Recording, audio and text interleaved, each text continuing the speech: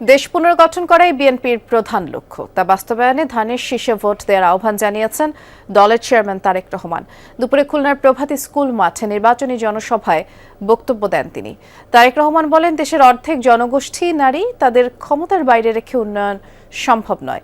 পরে যশোরে বিরামপুর স্কুল মাঠে জনসভায় যোগ দেন বিএনপি চেয়ারম্যান। বলেন, একটি দল নির্বাচনকে বিতর্কিত করতে উঠে পড়ে লেগেছে, সতর্ক থাকতে হবে যেন কেউ ষড়যন্ত্র করে ভোটের অধিকার কেড়ে নিতে না পারে। বিজলি কেবলসের স্কিন কোটেড ইনসুলেশন আগুন প্রতিরোধী। বিজলি কেবলস, নিরাপদ আজীবন। সকাল হতেই কানায় কানায় পূর্ণ খুলনার খালিশপুরের প্রভাতী স্কুল মাঠ, যেন তিল ধারণের ঠাঁই নেই। ধানের শীষের কাণ্ডারিকে এক নজর দেখতে দূর দূরান্ত থেকে এসেছেন নেতাকর্মীরা। দুপুরে নির্বাচনী জনসভায় যোগ দেন বিএনপি চেয়ারম্যান তারেক রহমান। বলেন, দেশ পুনর্গঠন করাই বিএনপির প্রধান লক্ষ্য, তা বাস্তবায়নে ধানের শীষে ভোট দেওয়ার আহ্বান জানিয়েছেন তারেক রহমান।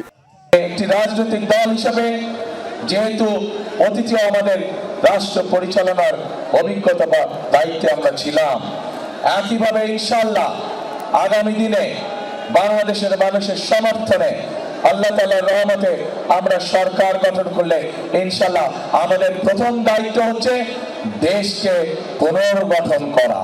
তারেক রহমান বলেন, দেশের অর্ধেক জনগোষ্ঠী নারী, তাদেরকে ক্ষমতার বাইরে রেখে উন্নয়ন সম্ভব নয়। তিনি অভিযোগ করেন, জামায়াত নারীদের ঘরবন্দি করে রাখতে চায়। যাদের কাছে মানুষের মূল্যায়ন ও আত্মসম্মান নেই, তাদের কাছে দেশ নিরাপদ থাকতে পারে না।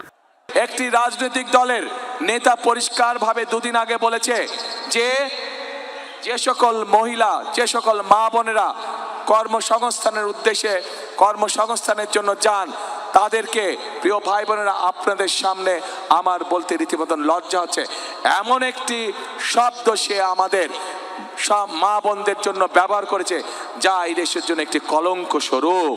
জনসংখ্যার অর্ধেক হচ্ছে এই দেশের নারী সমাজ।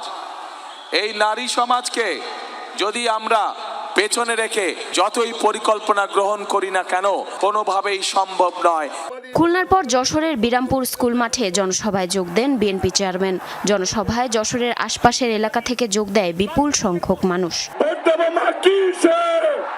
জনসভায় তারেক রহমান বলেন, একটি দল নির্বাচনকে বিতর্কিত করতে উঠে পড়ে লেগেছে, সতর্ক থাকতে হবে যেন কেউ ষড়যন্ত্র করে ভোটের অধিকার কেড়ে নিতে না পারে। এছাড়া ভোট গণনা করতে দেরি হবে বললে তা তাৎক্ষণিকভাবে প্রতিহত করতে নেতাকর্মীদের নির্দেশ দেন তারেক রহমান।